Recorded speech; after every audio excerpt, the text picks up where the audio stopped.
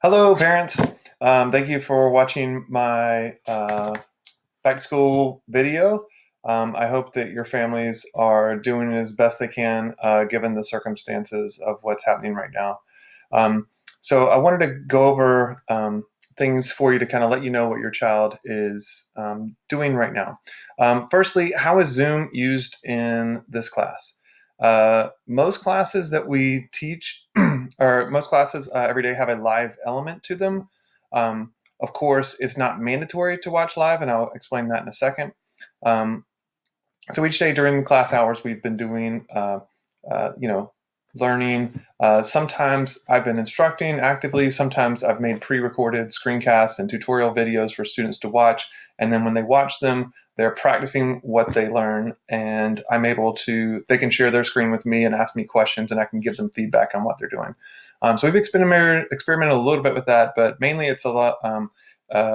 During this session, I'm explaining things, showing my screen, uh, teaching them. They can ask questions in the chat, or they can ask questions audibly, and then I can respond to those. It is not, I just want to clarify again, it's not mandatory for students to watch live, and they can watch pre-recorded videos. Let me show you how. Right here, this is our class Schoology page, materials. If you go to the distance learning folder, here in the distance learning folder, there are recordings of class lessons. Let's say your child is in block 2. They can go here, and there's a list of all these videos. Let's say you were absent this day and you wanted to watch this. Watch these videos and throughout class and see what we're doing and follow along. Okay. Whoops, that's not what I want. Okay, so even if your child is not able to participate in our synchronous class, our live class, they can still watch these videos later. I upload them once the video finishes converting on my computer. So hopefully your child can be a part of class, whether it's live during the scheduled class hours or later at home. If your student can watch live and participate live, I really encourage them to participate actively in the chat feature, because I can see their questions and I can respond to them. They could also just unmute themselves and ask the question. That's preferred, honestly. It's really hard for me just talking to all these blank screens that are on mute. So if they can ask a question in the chat, that'd be awesome. One of the things that I'm doing to try to get some level of interactivity, because I know that that's where learning is optimized, when there's interaction between parties, is I'm asking questions and then having the students respond in the chat. So even if your child is not able to participate live in the chat, when I ask those questions, they can press pause on their video and then think about it themselves and think about their answer, and then press unpause, and we'll give the answer and go over what other students are saying. So even if they can't participate live, hopefully they can still get some of that interaction by watching the video. What can students do to improve your grades? So to answer that question, I have made a file. And so again, it's here in the distance learning folder. If you click on that and then go down under the recordings, the folder of recordings, under the link to your child's class, under the link to the office hours, there's a distance learning assessment policy. If you click on that, I wrote this letter just because I wanted to kind of explain a little bit about where we're coming from before we get into the specifics. But if you want to read the specifics, right here, this link takes you to that. So students who want to raise their grade will be given 2 chances to retake learning objectives from the first test. And the first test is worth, the overwhelming majority of their grade. There's going to be 2 chances. One will occur in early May, the first week in May, at a date to be announced very soon. The second will be part of the final exam. And if your child is not able to take the test during the scheduled class hours, they can communicate with me to establish some alternative testing arrangements.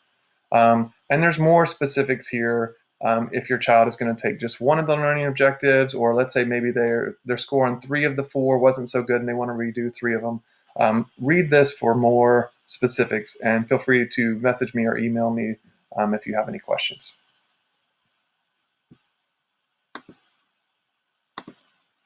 Okay, so hopefully that will help you understand what to do if your child wants to improve their grades. Now, what about the content that the students are learning for the rest of this year so they'll be prepared for next year? Well, we're doing this Desmos art project, which I'm really, really, really excited about. If you want to know more, you can click that link right there to go to this student resources page.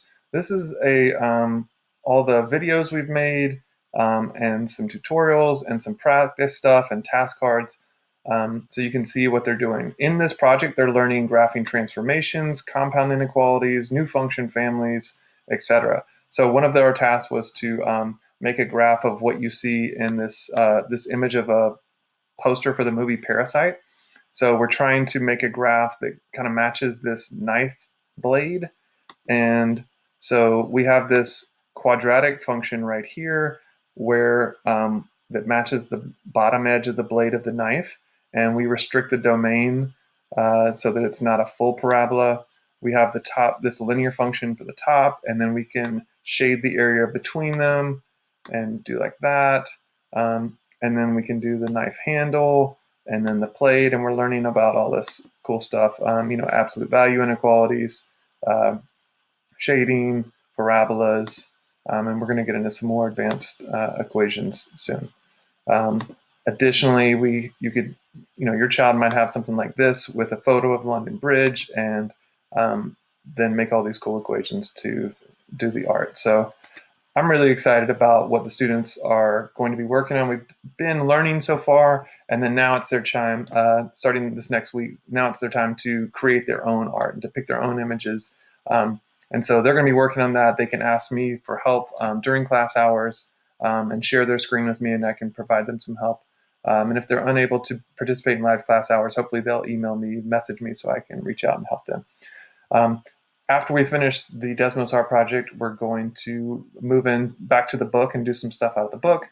Luckily, we already did the high dive unit, which is the one that we need to start IMP4. So they're already ready for that unit in IMP4. But we're going to wrap up the small world unit by learning about exponential functions, power functions, and then solving equations, exponential equations and power equations using logarithms and radicals. So we're learning as much as we can. I had a teacher friend in St. Louis that said, "This is not online education, this is emergency education." And that is exactly what I feel. I really pride myself in being up to date on the best teaching practices with regards to math and group work and everything.